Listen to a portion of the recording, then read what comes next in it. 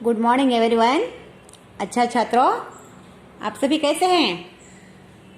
अच्छे हैं ना? हाँ, पिछली कक्षा में हम जिसकी मेहनत उसकी जीत इस पाठ को अध्ययन किए थे।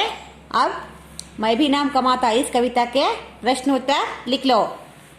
आप सभी अपनी पाठ्य पुस्तक और नोटबुक सब ओपन कर लो। मैं भी नाम कमाता, देखो इस कविता के प्रश्न उत्तर लिख लो। हाँ, सबसे पहले इस कविता के कवि परिचय लिख लो। आप अपनी पाठ्य पुस्तक पुष्ट नंबर 23 यानी page number 23, open your text book, page number 23 खोलो। 23 यानी 24, 23, 24 खोलो। 24, पेज नंबर 24 में कवि परिचय है। डॉक्टर दी रमेश जी हिंदी के प्रसिद्ध कवि तथा बाल साहित्यकार हैं। आपकी प्रसिद्ध रचना खंड खंड अग्री है। प्रस्तुत कविता आपके 101 बाल कविताएं संग्रह से ली गई हैं। इतना कवि परिचय लिख लो आप। इसके बाद एक वाक्य में उत्तर लिखो। 1 मार्क क्वेश्चन लिख लो। पहला प्रश्न, बालक रोज रोज कौन सी खबरें सुनता है? मैं पहला एक प्रश्न लिखूं, बाकी के सब केवल उत्तर लिखी हूं। आप अपनी पाठ्य पुस्तक में खोलकर प्रश्न लिख लो सभी। बालक रोज रोज कौन सी खबरें सुनता है? हाँ, उत्तर लिख लो। बालक रोज रोज सीमा की खबरें सुनता है। सीमा की खबरें सुनता है, सही ना? सेकेंड वन, दूसरा, बालक अपने हाथ में क्या लेना चाहता है? बालक, प्रश्न आप ही लिख लो, मैं सिर्फ उत्तर लिखी हूं। उत्तर लिख लो, प्रश्न लिख लो और उत्तर लिख लो। बालक अपने हाथ में बंदूक लेना चाहता है। क्या लेना चाहता है? बंदूक, शाबाश। हाँ, थर्ड वन, तीसरा देखो, बालक किस में भर्ती होना चाहता है? किस में भर्ती होना चाहता है? बालक, हाँ, फौज में भर्ती होना चाहता है। फौज ಅಂದ್ರೆ ಸೇನೆ. ಸೈನ್ಯದಲ್ಲಿ ಭರ್ತಿ ಆಗಕ್ಕೆ ಇಷ್ಟಪಡ್ತಾನೆ ಬಾಲಕ ದೊಡ್ಡವನಾದ್ಮೇಲೆ ಅಲ್ವಾ? हाँ, फोर्थ वन, चौथा, माँ कब खुश होती है? माँ कब खुश होती है? माँ जब खुश होती है कि जब खुश होती है? माँ जब खुश होती है कि हाँ, माँ जब खुश होती है कि बच्चा बड़ा होकर राष्ट्रपति से पुरस्कार लेता है। जब माँ बहुत खुश होती है अल्वा?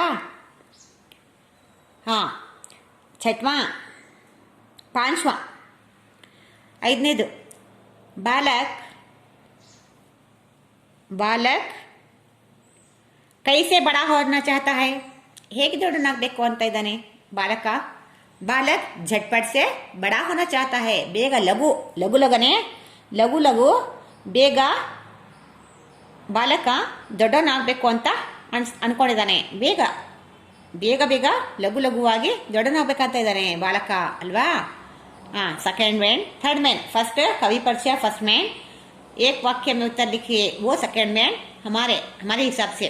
थर्ड मैन 2-3 वाक्यों में उत्तर लिखो।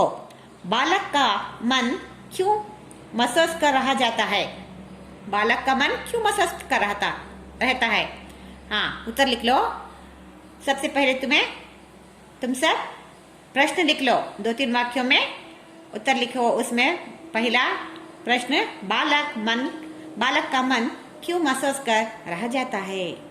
उत्तर देखो, बालक को रोज रोज सीमा में होने वाले भयभीत युद्ध, खून खराबा, ये सब सीमा की खबरें सुनकर बालक का मन महसूस कर रह जाता है अल्वा? हाँ सेकेंड वन अगर बालक छोटा नहीं होता तो क्या करता. ಅಕಸ್ಮಾತ್ ಆ ಹುಡುಗ ಆ ಬಾಲಕ ಅವನು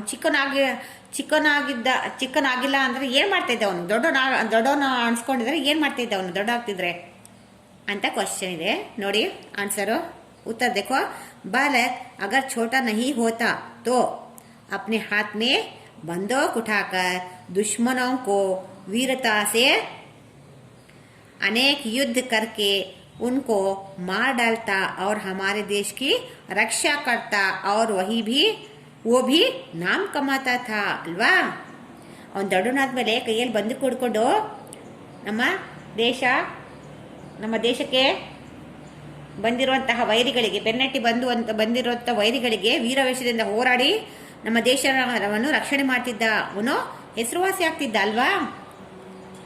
ಅವನು ದೊಡ್ಡವನಾಗ್ತಿದ್ರೆ ಇದು ಎಷ್ಟೆಲ್ಲ ನಾನು ಮಾಡ್ತಿದ್ದೆ ಅಂತ ಹೇಳಿ ಅನ್ಕೊಳ್ತಾ ಇದ್ದಾನೆ ಅಲ್ವಾ. ಹಾಂ ಥರ್ಡ್ ಒನ್ ಬಾಲಕ್ झटपट बड़ा होकर क्या करना चाहता था. ಬಾಲಕ ದೊಡ್ಡವನಾದ್ಮೇಲೆ ಏನು ಮಾಡ್ತಾ ಇದ್ದ. ಬಾಲಕ್ झटपट बड़ा होकर फौज में भर्ती होने की एक तमन्ना उस बालक के मन में आती है और अपने देश की रक्षा करना चाहता है ಅಲ್ವಾ. ಅವ್ನು ದೊಡ್ಡವನಾದ್ಮೇಲೆ ನಾನು ಬೇಗ ಲಘುವಾಗಿ ದೊಡ್ಡವನಾಗ್ಬಿಟ್ಟು ನಾನು ನನ್ನ ಕೈಯಲ್ಲಿ ಬಂದೂಕು ಹಿಡ್ಕೊಂಡು ಸೈನ್ಯದಲ್ಲಿ ನಾನು ಭರ್ತಿಯಾಗಿ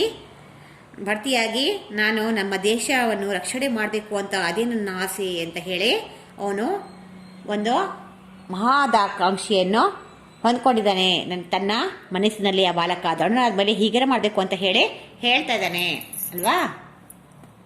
ಹಾಂ अब देखो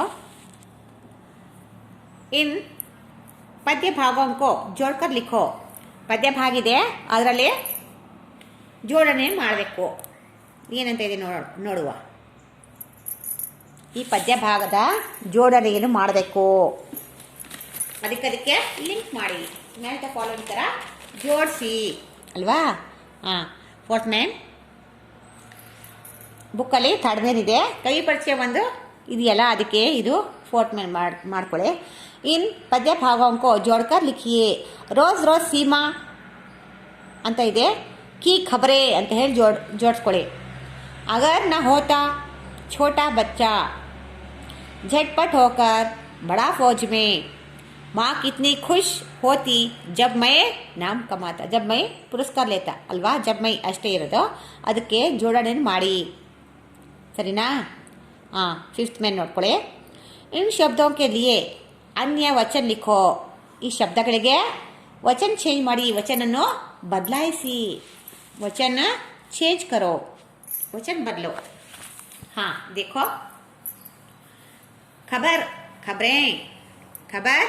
खबरें अल्वा. सेकेंड वन लड़का लड़के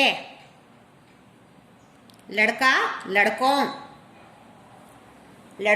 बರುತ್ತೆ. लड़के ಅಂದರೆ ಓ ಲಡ್ಕೆನೇ ಅಂತ ಬರುತ್ತೆ.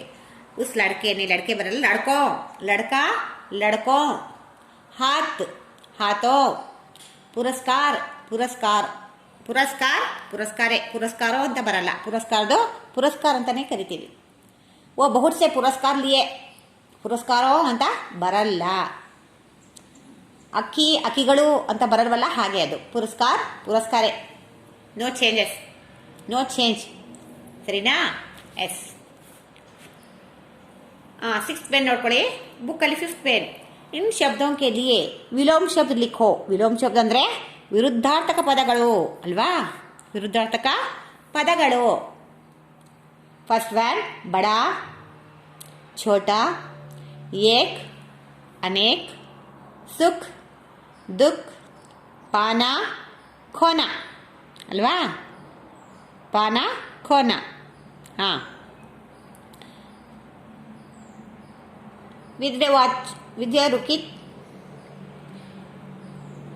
ವಿದ್ಯಾರುಕಿತ್ ಶಬ್ದ ಕೋ ಪಢೋ और लिखो. ಜೋಡಿ ಪದಗಳು ಅಂತ ಹೇಳ್ತೀರಲ್ಲ ನೀವು, ಅದು ಜೋಡಿ ಪದಗಳು. ಬೇಗ ಬೇಗ, ಜಲ್ದಿ ಜಲ್ದಿ, ಲಘು ಲಘು, ಹಾಂ ಅಂತ ಹೇಳಲ್ವಾ? ಜೋಡಿ ಪದಗಳು ಒಂದೇ ಪದ ಬರಲ್ಲ, ಅದು 2 ಸರಿ ಬರುತ್ತೆ, ಅದು ಜೋಡಿ ಪದಗಳು ಅಂತ ಹೇಳಿ ಕರಿತೀವಿ. ಅದಕ್ಕೆ ನೋಡಿ, ರೋಸ್ ರೋಸ್, ರೋಸ್ ರೋಸ್, ಧೀರೆ ಧೀರೆ, ಜಲ್ದಿ ಜಲ್ದಿ, ಪಲ್ ಪಲ್, ಸುನ್ ಸುನ್ಕರ್, ಮುಸ್ ಮುಸ್ಕರ್. ಇದನ್ನೆಲ್ಲ ಆ್ಯಸ್ ಇಟ್ ಈಸ್ ಆಗಿ ಬರ್ಕೊಡಿ. ನಾ ಬರ್ತಿಲ್ಲ, ಸುಮ್ಮನೆ ತೋರಿಸ್ಲಿಕ್ಕೆ ಒಂದೆರಡು ಬರ್ತಿದ್ದೀನಿ. ನೀವು ಬುಕ್ಕಲ್ಲಿ ನೋಡಿ ಎಲ್ಲ ಬರ್ಕೊಡಿ, ಅದು ಜೋಡಿ ಪದಗಳು, ಸರಿನಾ? ಸಮಾನಾರ್ಥಕ ಶಬ್ದ ಲಿಖೋ. 5th 6th ಮೇನ್ ಇದೆಯಲ್ಲ ಬುಕ್ಕಲ್ಲಿ, ಅದು ನೀವು ನೋಡಿಕೊಂಡು ಹೇಗಿದೆ ಹಾಗೆ ಬರ್ಕೊಡಿ.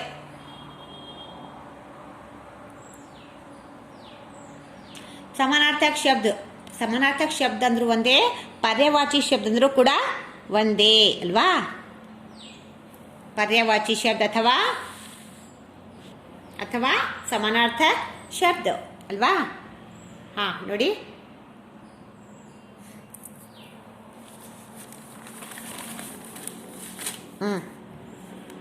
ನೋಡ್ಕೊಳ್ಳಿ ಸಮಾನಾರ್ಥಕ ಶಬ್ದ. ಲಡ್ಕಾ, ಬಚ್ಚಾ, ಬಾಲಕ್ ಅಲ್ವಾ? सेकंड वन खुश, आनंद, संतोष, प्रसन्नता, ये सभी समानार्थक एक ही अर्थ देने वाले कई तरह के अलग अलग शब्द रहते हैं. एक ही अर्थ देने वाले शब्दों को समानार्थक शब्द कहते हैं. लड़का, बच्चा, बालक, खुश, आनंद, संतोष, प्रसन्नता अल्वा? पुरस्कार, इनाम, बहुमान अल्वा? फौज, सैन्य, सेना, फौज, सेना, सैन्य अल्वा? रोज, हर दिन, नित्य. खबर, समाचार, विषय.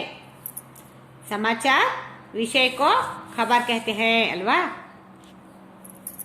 खबर, समाचार, विषय. ಏನು ಸಮಾಚಾರ, ಏನು ವಿಷಯ, क्या खबर है ಅಂತ ಕರಿತೇವೆ, ಸರಿನಾ? ಹಾಂ, ನೆಕ್ಸ್ಟ್ ನೋಡ್ಕೊಳ್ಳಿ. ನೆಕ್ಸ್ಟು ಬಿನಾ ಬಾರ ಕಡಿಕೆ, ಕಾಗುಣಿತ ಇಲ್ಲದೆ, ಕಾಗುಣಿತ ಇಲ್ಲದೆ, बड़े स्वर में ही लिखना है, स्वर में ही लिखना है. बिना बारह कड़ी वाले, बिना मात्र वाले कुछ शब्द लिखो. कल ಅಂದರೆ 2 ಶಬ್ದ ಇದ್ದಾವೆ, ಪವನ್ 3 ಶಬ್ದ ಇದ್ದಾವೆ, ಉಪವನ್ 4 ಶಬ್ದ ಇದ್ದಾವೆ. 2 ಶಬ್ದ ಇದ್ದಾವಲ್ಲ, ಅದೇ ಥರ 3 ಶಬ್ದವನ್ನು ಜೋಡಿಸ್ಕೊಂಡು ಬರೀರಿ, ಮತ್ತು 4 ಶಬ್ದದ ಒಂದು ಶಬ್ದವನ್ನು ಬರೀರಿ. 4 ಶಬ್ದವನ್ನು ಸೇರಿಸಿದರೆ ಒಂದು ವಾಕ್ಯ ಆಗುತ್ತಲ್ಲ, ಹಾಗೆ ಬರಿಬೇಕು. ಫಸ್ಟ್ 2, ಆಮೇಲೆ 3, ಆಮೇಲೆ 4. ಮತ್ತೆ ಬಾರ ಕಡೆ ಇಲ್ಲದೆ ಬರಿಬೇಕು. ಬರೇ स्वर में ही लिखना है. स्वर व्यंजन 2 भी लिखो, स्वर व्यंजन 2 भी लिखो, 12 कड़ी नहीं लिखना. कागुणिता इल्लदे, सरीना? एस. कल, पवन, उपवन, सरीना? अदे तरह जल, उजल, उज्वल, जल, उजल, उज्वल. अन्न, अमन, ಅಮಾನತ್. ಅನ್ನ, ಅಮನ್, ಅಮಾನತ್ ಬೇರೆ ಬೇರೆ ಅರ್ಥ ಕೊಡುತ್ತೆ. ಅನ್ನ ಅಂದರೆ ಊಟ, ಅಮನ್ ಅಂದರೆ ವಿಶ್ವಾಸತೆ, ಅಮಾನತ್ ಅಂದರೆ ಅವರ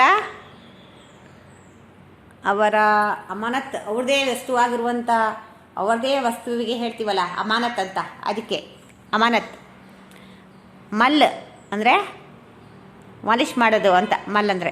ಮಹಲ್, ಮಹಲ್ ಅಂದರೆ ಅರಮನೆ. ಮಹಲನ್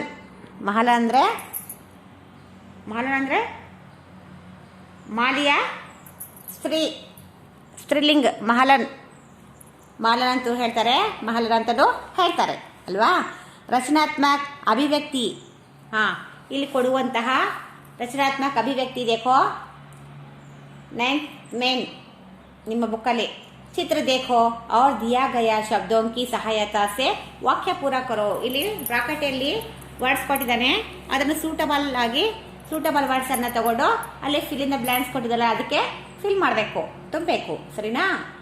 ಹಾಂ, ये तिरंगा झंडा है ये ಡ್ಯಾಶ್ ಅಂತ ಇದೆಯಲ್ಲ ಅಲ್ಲಿ ತಿರಂಗ ಮಾಡ್ಕೊಳ್ಳಿ ये तिरंगा झंडा है इसमें तीन रंग हैं तीन ಅಂತ ಇದೆಯಲ್ಲ ಅದನ್ನ ಫಿಲಪ್ ಮಾಡ್ಕೊಳ್ಳಿ इसमें तीन रंग हैं सबसे ऊपर ಎಲ್ಲಕ್ಕಿಂತ ಮೇಲೆ ಯಾವ ರಂಗಿದೆ ಎಲ್ಲಕ್ಕಿಂತ ಮೇಲೆ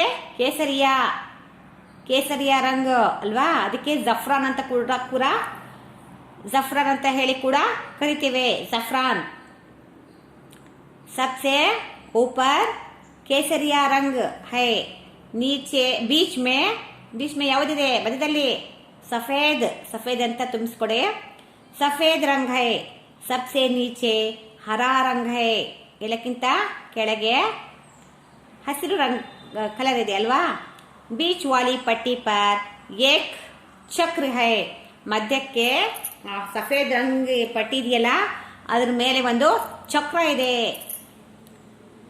बीच वाली पट्टी पर एक चक्र है अल्वा हम तिरंगों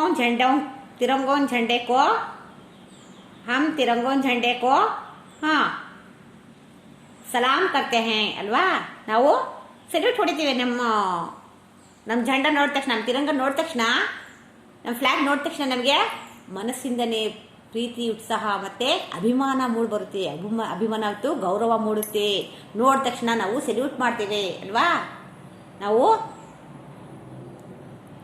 ನಾವು ಮನಸ್ಸಿಂದಲೇ ನಮ್ಮ ಕೈ ಸೆಲ್ಯೂಟ್ ಮಾಡುತ್ತೆ ನಮಗೆ ಗೊತ್ತಿಲ್ಲದೆ ಕೈ ಎತ್ತಿ ಸೆಲ್ಯೂಟ್ ಮಾಡಿಸ್ಬೇಕು ಅಂತ ಹೇಳಿ ಪ್ರೀತಿ ವಾತ್ಸಲ್ಯ ಮತ್ತೆ ಅಲ್ಲ ಇದರಿಂದ ಗೌರವ ಭಾವನೆ ಮತ್ತು ಅಭಿಮಾನ ಬಂದ್ಬಿಡುತ್ತೆ ನಮ್ಮ ಮನಸ್ಸಿಂದಲೇ ನಮ್ಮ ರಕ್ತದಿಂದಲೇ ಬಂದ್ಬಿಡುತ್ತೆ ಅದು हम एक खास भारतीय होने की वजह से हमको बिना बताए सैल्यूट करना चाहता है हमारा मन फ्लैग को देखते ही सैल्यूट करना चाहता है अल्वा झंडे को यानी तिरंगे को देखते ही हमारा मन सलाम करना चाहता है लास्ट वन तिरंगा झंडे को सलाम करते हैं अल्वा इन 10th में नोट करिए इन शब्दों को पढ़ो समझो और लिखो ನಾನು ಬರ್ದಿಲ್ಲ ಒಂದು ಉದಾಹರಣೆಗೋಸ್ಕರ ಬರ್ದಿದ್ದೀನಿ ನೀವು ಬರ್ಕೊಡಿ ಎಲ್ಲ ಫುಲ್ಲು ನಿಮ್ಮ ಬುಕ್ಕಲ್ಲಿದೆ ಪೇಜ್ ನಂಬರ್ 27 ಅಲ್ಲಿ ಬರ್ಕೊಳ್ಳಿ ರೋಜ್ ನನ್ಹಾ ಫಸ್ಟ್ ಒನ್ ಖಬರ್ ಆ್ಯಸ್ ಇಟ್ ಈಸ್ ಹೇಗಿದೆ ಹಾಗೆ ಬರ್ಕೊಡಿ ಖಬರ್ ರೋಜ್ ನನ್ಹಾ ಖಬರ್ ಅಂದರೆ ಸಮಾಚಾರ ರೋಜ್ ಅಂದರೆ ನಿತ್ಯ ಪ್ರತಿದಿನ ನನ್ಹಾ ಚಿಕ್ಕವನು ಬಚ್ಚಾ ಮಗು ಬಂದೂಕ್ ಕೋವಿ ಅಥವಾ ಪಿಸ್ತೂಲು ಝಟ್ಪಟ್ ಲಘು ಅಂತ ಹೇಳಿ ಝಟ್ಪಟ್ ಅಂದರೆ ಬೇಗ ಜಲ್ದಿ ಫೌಜ್ ಸೈನ್ಯ ಭರ್ತಿ ತುಂಬಿಕೊಳ್ಳೋದು ಆ ಸೈನ್ಯದಲ್ಲಿ ಹೋಗಿ ಭರ್ತಿ ಆಗೋದು ಪುರಸ್ಕಾರ ಬಹುಮಾನ ರಾಷ್ಟ್ರಪತಿ ಅಂದರೆ ನಮ್ಮ ದೇಶದಲ್ಲಿರುವಂತಹ ಹುದ್ದೆ ಒಂದು ಹುದ್ದೆಗೆ ನಾವು ರಾಷ್ಟ್ರಪತಿ ಅಂತ ಹೇಳಿ ಕರಿತೀವಿ ಅಲ್ವಾ ನಮ್ಮ ರಾಷ್ಟ್ರಪತಿ ಯಾರು हमारे राष्ट्रपिता कौन राष्ट्रपति अलग अलग है अल्वा राष्ट्रपिता कौन हाँ गांधी जी अल्वा हाँ ಇದೆಲ್ಲ ಹೇಗಿದೆ ಹಾಗೆ ಬರ್ಕೊಳ್ಳಿ पाठ में आगे साहसी बच्चों की वीरता दोस्ती आदि से संबंधित कविताएं चुनकर कक्षा में गाओ ಇಂಥದ್ದೇ ವೀರ ಬಾಲಕರ ಕಥೆಯನ್ನ ಇದು ಹಾಡು ಅಥವಾ ಕವಿತೆ ವೀರ ಬಾಲಕರ ಕವಿತೆ ಚುನ್ಕರ್ ಪಾಠ ಮೇ ಕಕ್ಷಾ ಮೇ ಗಾವೋ ಅಲ್ವಾ ಹಾಂ ಇದೆಲ್ಲ ಬರ್ಕೊಂಡು ನೋಟ್ಸು ಗ್ರೂಪಿಗೆ ಹಾಕಿ ಸರಿನಾ ಗ್ರೂಪಲ್ಲಿ ನೋಟ್ಸ್ ಹಾಕಿ ನಿಮಗೆ ಗೊತ್ತಾಗ್ತಿದೆಯಾ ನೋಟ್ಸು ಬರ್ದಿರೋದು ಝೂಮ್ ಮಾಡಿಕೊಂಡು ಫೋನಲ್ಲಿ ನೋಟ್ಸ್ ತಯಾರು ಮಾಡ್ಕೊಂಡು ಬನ್ನಿ ನಾನು ಕೊಡ್ತಾ ಇರೋದು ಪ್ರತಿಯೊಂದು ನೋಟ್ಸಲ್ಲಿ ಬರಿಬೇಕು ಸರಿನಾ ಹಾಂ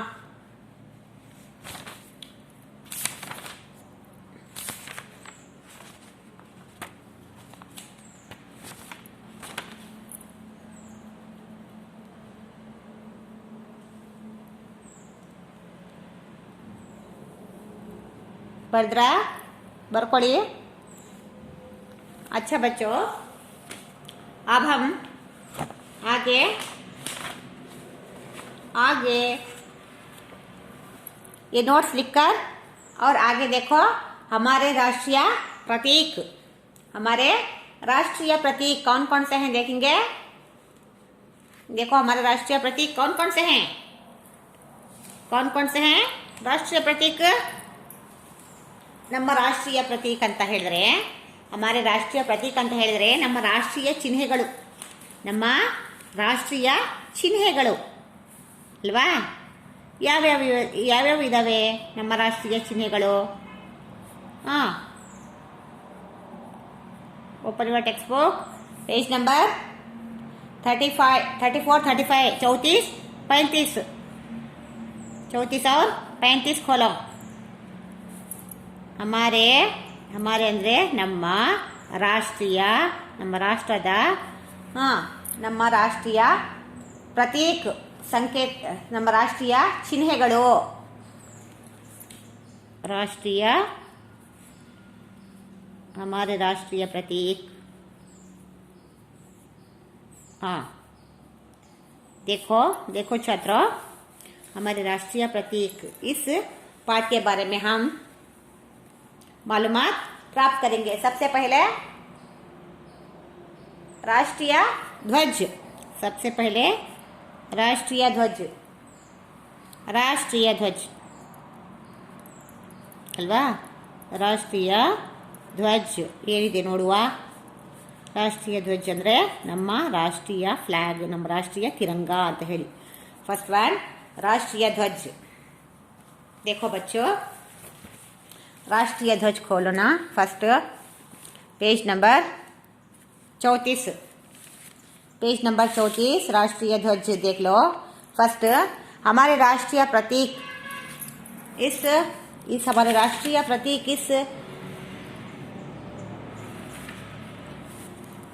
इसके बारे में क्या है देखेंगे, क्या आशय है देखेंगे राष्ट्रीय प्रतीक के बारे में. हाँ छात्र, इस पाठ के द्वारा राष्ट्रीय प्रतीकों का परिचय प्राप्त करके उनका सम्मान करना सीख सकते हैं अल्वा. हमारे राष्ट्रीय चिन्हों को जानकारी हासिल करते हैं. इस पाठ से बच्चे यानी छात्र राष्ट्रीय चिन्हों के बारे में जानकारी प्राप्त करते हैं और उनके बारे में सम्मान और अभिमान रखते हैं. सम्मान और अभिमान रखते हैं, उसके बारे में चंद बहुत से मालूमात प्राप्त करेंगे. हाँ देखो बच्चों, मैं पाठ पढ़ती हूँ, आप सभी देखो. पेज नंबर 34 यानी 34 देख लो. हमारे राष्ट्रीय प्रतीक स्वतंत्र देश की पहचान करने वाली चिन्ह राष्ट्रीय प्रतीक कहलाते हैं. ಭಾರತ್ ಕೆ ರಾಷ್ಟ್ರೀಯ ಪ್ರತೀಕ್ ಯೇ ಹೇ. ನಮ್ಮ ಸ್ವತಂತ್ರ ಭಾರತದ ಹಲವಾರು ಚಿಹ್ನೆಗಳಿವೆ, ಅದನ್ನ ನಾವು ಅರ್ಥ ಮಾಡ್ಕೋಬೇಕು, ಗುರುತಿಸ್ಬೇಕು ಅಂತ ಹೇಳಿದ್ರೆ ಪ್ರತಿಯೊಂದೊಂದನ್ನು ನಾವು ಓದ್ತಾ ಹೋಗೋಣ, ನೋಡ್ತಾ ಹೋಗೋಣ. ಯಾವ್ಯಾವ ನಮ್ಮ ರಾಷ್ಟ್ರೀಯ ಪ್ರತೀಕಗಳು ಎಷ್ಟಿದಾವೆ ಚಿಹ್ನೆಗಳು ಅಂತ ನೋಡುವ. सबसे पहले राष्ट्रीय ध्वज. ರಾಷ್ಟ್ರೀಯ ಧ್ವಜ್ ಅಂದರೆ ನಮ್ಮ ರಾಷ್ಟ್ರೀಯ ಧ್ವಜ ತಿರಂಗ. 3 ಬಣ್ಣಗಳುಳ್ಳ ತಿರಂಗಕ್ಕೆ ನಾವು ನಮ್ಮ ರಾಷ್ಟ್ರೀಯ ಧ್ವಜ ಅಂತ ಹೇಳಿ ಕರಿತೀವಿ. ನೋಡಿ ರಾಷ್ಟ್ರೀಯ ಧ್ವಜ ಹೇಗಿದೆ. भारतीय ध्वज में 3 रंग हैं. केसरिया रंग त्याग और वीरता का प्रतीक है. सफेद रंग शांति और पवित्रता की निशानी है. हरा रंग समृद्धि और खुशहाली का प्रतीक है. ಏನಿದೆ ನೋಡಿ. फर्स्ट वन ಯಾವುದಪ್ಪ? फर्स्ट वन राष्ट्रीय ध्वज. राष्ट्रीय ध्वज में क्या है, क्या क्या है? 3 रंग है ना, इसे हम तिरंगा कहते हैं. तिरंगा ಅಂದ್ರೆ 3 रंगों वाला रंग, 3 रंगों वाला झंडा यानी 3 रंगों वाला ध्वज को हम तिरंगा कहते हैं अल्वा. हरा रंग समृद्धि और खुशहाली का प्रतीक है. बीच में नीले रंग का अशोक चक्र है. इसमें 24 तिलियां हैं. तिरंगा ध्वज देश की आन और शान का प्रतीक है. हाँ देखो, सबसे पहले हम ಹಮಾರೆ ರಾಷ್ಟ್ರೀಯ ಪ್ರತೀಕೆಯ ಬಾರೆ ಮೇ ಜಾನಕಾರಿ ಪ್ರಾಪ್ತ ಕರೆಂಗೆ. ರಾಷ್ಟ್ರೀಯ ಪ್ರತೀಕ ಅಂದರೆ ಏನಪ್ಪ? ನಮ್ಮ ರಾಷ್ಟ್ರದ ಹಲವಾರು ಚಿಹ್ನೆಗಳಿವೆ. ಆ ಚಿಹ್ನೆಗಳು ನಮಗೆ ನಾವು ಗುಡಿಸ್ಬೇಕು. ನೋಡಿದ ತಕ್ಷಣ ಇದು ರಾಷ್ಟ್ರೀಯ ಚಿಹ್ನೆಗಳು ಅಂತ ಹೇಳಿ ನಾವು ಗುಡಿಸ್ಬೇಕು. ಅದರಲ್ಲಿ ಯಾವ್ಯಾವ ಚಿಹ್ನೆಗಳಿವೆ ಅದನ್ನು ನೋಡಿದ ತಕ್ಷಣ ನಮಗೆ ಅದ್ರ ಬಗ್ಗೆ ಅಭಿಮಾನ ಮತ್ತು ಗೌರವ ಮೂಡುತ್ತೆ ಅಲ್ವಾ. ಇದರಿಂದ ಈ ಪಾಠದಿಂದ ನಮಗೆ ರಾಷ್ಟ್ರೀಯ ಚಿಹ್ನೆಗಳನ್ನು ಅರ್ಥ ಮಾಡ್ಕೊಳ್ಳೋಕ್ಕೆ ಸಾಧ್ಯ ಆಗುತ್ತದೆ ಮತ್ತು ಅದರ ಬಗ್ಗೆ ಇರುವ ಗೌರವ ಮತ್ತು ಅಭಿಮಾನವನ್ನು ಸೂಚಿಸುತ್ತದೆ. ನಮಗೆ ಒಳಗೊಳಗಿಂದನೇ ಗೌರವ ಮತ್ತು ಅಭಿಮಾನ ಬರುತ್ತದೆ ನಮ್ಮ ರಾಷ್ಟ್ರೀಯ ಚಿಹ್ನೆಗಳನ್ನು ನೋಡಿದ ತಕ್ಷಣವೇ. ಫಸ್ಟ್ ಒನ್, ರಾಷ್ಟ್ರೀಯ ಧ್ವಜ. भारतीय ध्वज में 3 रंग हैं. भारतीय ध्वज में कितने रंग हैं? 3. 1 2 3 ಅಲ್ವಾ. ಮೊದಲನೇದು ಕೇಸರಿಯ. ಕೇಸರಿಯ ಅಂದರೆ ಜಫ್ರಾನ್, ಕೇಸರಿ ಕಲರ್. ಫಸ್ಟ್ ಒನ್ ಕೇಸರಿ ಕಲರ್ ಇದೆ. ಅದು ವೀರತಾ ಕಾ ಪ್ರತೀಕ್ ಹೈ. ತ್ಯಾಗ ಔರ್ ವೀರತಾ ಕಾ ಪ್ರತೀಕ್ ಹೈ. ಕೇಸರಿಯ ರಂಗ್ ಏನು ಹೇಳುತ್ತಪ್ಪ ನನಗೆ ಅಂದರೆ ತ್ಯಾಗ ಔರ್ ವೀರತಾ. ವೀರತಾ ಅಂದರೆ ವೀರರು, ಶೂರರು, ಅಂಜುಬುರಕರಲ್ಲ, ಹೆದರ್ಪುಕರಲ್ಲ, ವೀರತೆಯಿಂದ ಗುಂಡಿಗೆ ಎದೆ ಕೊಟ್ಟು ನಿಲ್ಲಬೇಕು. ಬೆನ್ನು ಕೊಟ್ಟಲ್ಲ, ಯುದ್ಧಕ್ಕೆ ನಾವು ಎದೆ ತೊಟ್ಟಿ ಮತ್ತು ಎದೆ ತೊಟ್ಟು ನಿಂತ್ಕೋಬೇಕು ನಾವು ಯುದ್ಧಕ್ಕೆ.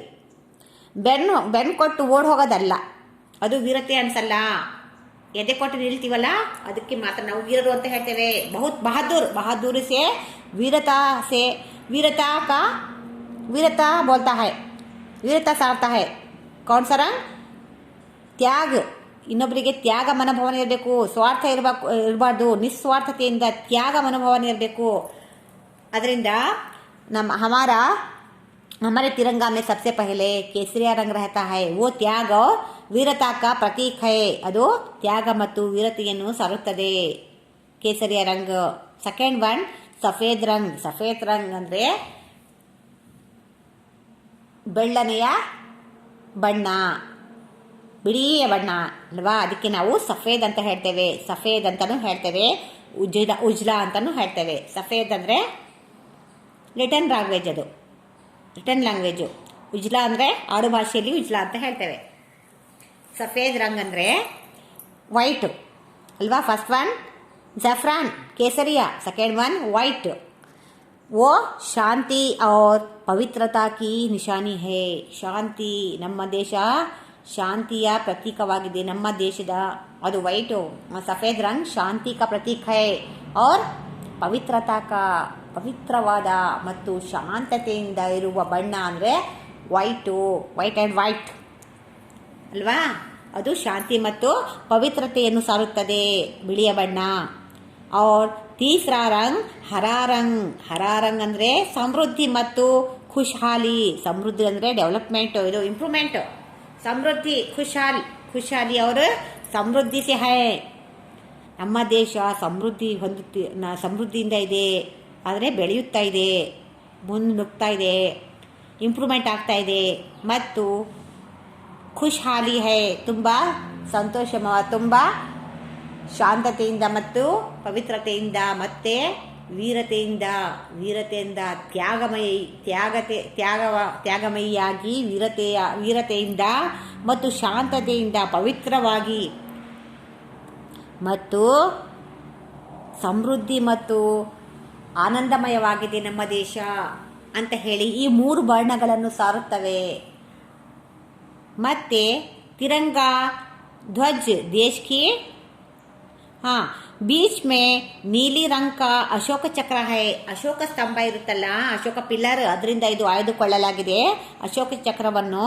ಅದು ವೈಟ್ ಕಲರ್ದು ಪಟ್ಟಿ ಇದೆಯಲ್ಲ, ಸಫೇದ್ ರಂಗ್ ಕಿ ಪಟ್ಟಿ है ना, उसके बीच में एक अशोक चक्र है. अशोक चक्र वो चक्र नीली कलर का है, नीली रंग का है अशोक चक्र. इसमें 24 तिलियां हैं. ಅದರಲ್ಲಿ ಗೆರೆಗಳೇ ಇದಾವಲ್ಲ, ಅದು 24 ಬರ್ತವೆ. 24 ತಿಲಿಯಾ ಅಂತ ಹೇಳಿದರೆ ಗೆರೆಗಳು ಆ ಚಕ್ರಕ್ಕೆ ಇದಾವಲ್ಲ. ಚಕ್ರಕ್ಕೆ ಒಂದೊಂದೇ ಇದೆಯಲ್ಲ ಗೆರೆಗಳು, ಅವು 24 ಗೆರೆಗಳಿವೆ. ನೀಲಿ ಕಲರ್ ಅಶೋಕ ಚಕ್ರ ಇದೆ. ವೈಟ್ ಪಟ್ಟಿಯ ಮೇಲೆ ಅಥವಾ ಬಿಳಿ ಪಟ್ಟಿಯ ಮೇಲೆ, ಲಾಸ್ಟ್ ಮಧ್ಯದಲ್ಲಿ ಬಿಳಿ ಪಟ್ಟಿಯ ಮೇಲೆ ಒಂದು ನೀಲಿ ಕಲರಿನ ಅಶೋಕ ಚಕ್ರವಿದೆ. ಆ ಚಕ್ರದಲ್ಲಿರುವಂತಹ ಗೆರೆಗಳು 24ಗಳಿವೆ. ತಿರಂಗಾ ಧ್ವಜ ದೇಶ ಕಿ ಆನ್ ಔರ್ ಶಾನ್ ಕಾ ಪ್ರತೀಕ್ ಹೈ. ನಮ್ಮ ದೇಶದ ಕೀರ್ತಿ ಮತ್ತು ಹಿರಿಮೆಯನ್ನು ಸೂಚಿಸುತ್ತದೆ ತಿರಂಗಾ. ತಿರಂಗ ಅಂದರೆ ನಮ್ಮ ಧ್ವಜ, ನಮ್ಮ ರಾಷ್ಟ್ರದ, ನಮ್ಮ ದೇಶದ ನಮ್ಮ ದೇಶದ ಕೀರ್ತಿ ಮತ್ತು ಹಿರಿಮೆಯನ್ನು ತೋರುತ್ತದೆ. ಕೀರ್ತಿ ಮತ್ತು ಹಿರಿಮೆಯ ಪ್ರತೀಕವಾಗಿದೆ ನಮ್ಮ ಧ್ವಜ. ಯಾವುದು? ರಾಷ್ಟ್ರೀಯ ಧ್ವಜ, ತಿರಂಗ. ಸೆಕೆಂಡ್ ಒನ್ ರಾಷ್ಟ್ರೀಯ ಚಿಹ್ನ. ಸೆಕೆಂಡ್ ಒನ್ ನೋಡ್ಕೊಳ್ಳಿ, ರಾಷ್ಟ್ರೀಯ ಚಿಹ್ನ. ಹಮಾರ ರಾಷ್ಟ್ರೀಯ ಚಿಹ್ನ ಅಂದರೆ ರಾಷ್ಟ್ರೀಯ ಚಿಹ್ನೆ ಅಂತ. ಅಶೋಕ್ ಸ್ತಂಭ ಸೆ ಲಿಯಾ ಗಯಾ ಹೈ. ಇದು ಕೂಡ ಅಶೋಕ ಸ್ತಂಭದಿಂದ ಆಯ್ದುಕೊಳ್ಳಲಾಗಿದೆ. ಇಸ್ಮೆ ಯೇ 4 ಮುಖೋं ವಾಲಾ ಸಿಂಹ ಹೈ. ಈ ಅಶೋಕ ಸ್ತಂಭದ ಮೇಲಿರುವಂತಹ ಇದ್ರ ಮೇಲೆ 4 ತಲೆಯ ಸಿಂಹ ಉಂಟು. ಈಗ ಕಾಣಿಸ್ತಾ ಇದೆಯಲ್ಲ, 3 ತಲೆ ಕಾಣಿಸ್ತಾ ಇದಾವೆ. ಆ ಕಡೆ ಮಧ್ಯಕ್ಕಿದಾವಲ್ಲ, ಮಧ್ಯಕ್ಕೆ ಇದೆಯಲ್ಲ ತಲೆ, ಅದೇ ಆಪೋಸಿಟ್ ಹಿಂದೆ ಒಂದು ತಲೆ ಇದೆ. ಅದು 4 ತಲೆಯ ಸಿಂಹವಾಗಿದೆ. ನಮಗೆ ಕಾಣಿಸ್ತಾ ಇರೋದು 3 ಕಾಣಿಸ್ತಾ ಇದೆ, ಅದ್ರ ಹಿಂದೆ ಒಂದಿದೆ.